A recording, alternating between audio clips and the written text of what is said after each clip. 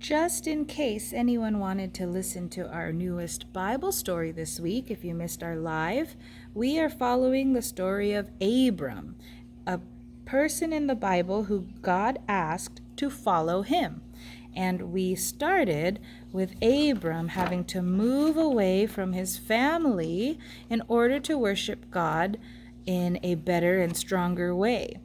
And God didn't give him a map or tell him where he was going and name the place. He just asked Abram to follow him. So he packed up his things, his servants and animals came with him, and also his nephew Lot, who believed in God.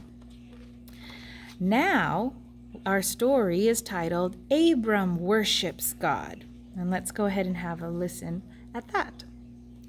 Abram, Sarai, and Lot had to travel for many days before they would come to their new home.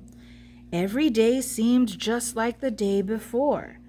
Every day the camels slowly traveled the dusty road as they carried the bundles and baskets that Abram would need in his new home.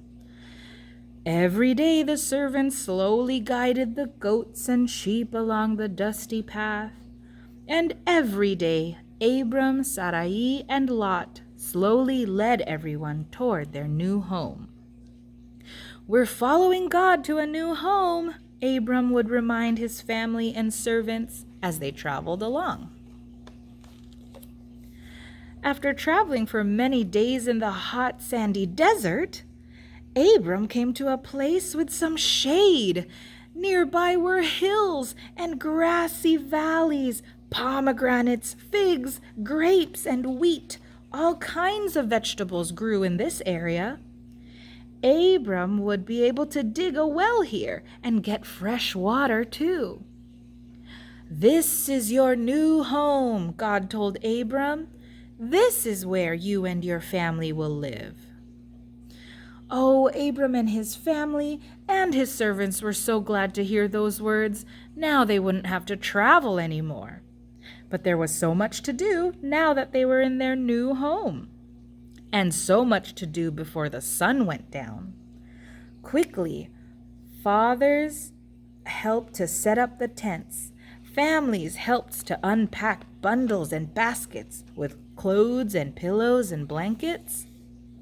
Before the sun went down, there were many animals to be cared for. The sheep and goats and camels needed to have some grass to eat, and the sheep and goats and camels probably wanted lots of water to drink too. Then all the animals had to be herded back together for the night. Before the sun went down, mothers had to get dinner ready for their families. Back in Bible times, mothers were all doing the food a lot more often than dads. Pots and pans were probably unpacked from bundles and baskets. Mothers would mix flour with a little bit of oil to make flatbread to bake over a fire.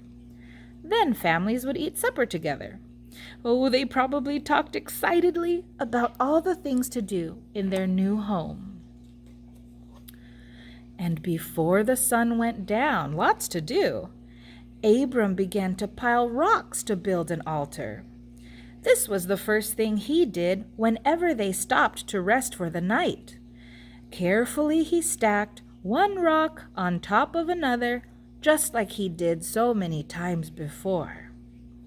"Oh, now that we're in our new home," Abram thought as he carefully stacked the last of the rocks, "I won't have to build an altar every evening. We're home." Before the sun went down, Abram gathered his family and servants for worship. Abram invited his nearby neighbors to join him for worship too. He offered a sacrifice and thanked God for their new home. Abram was thankful for a safe journey to their new home and for the new land that God had given him. And we'll be talking a lot about altars and sacrifices this week. Abram stopped every day to worship God. Because we love God, we like to take the time every day to worship Him too. Just like how we meet every morning and sing songs, Abram and his family also met at the evenings to worship God. Our memory verse or our Bible verse for this week, my dear friends, is "The Lord is our God, and we will worship only Him." Joshua 24, verse 24. Thank you so much. Well, I can't wait for us to talk together about altars and how we worship God. Nowadays, just like Abram, he didn't have a church whenever he traveled to his new home, so he built an altar, or he set aside a special place where he could worship God. Many of us are doing those in our homes too.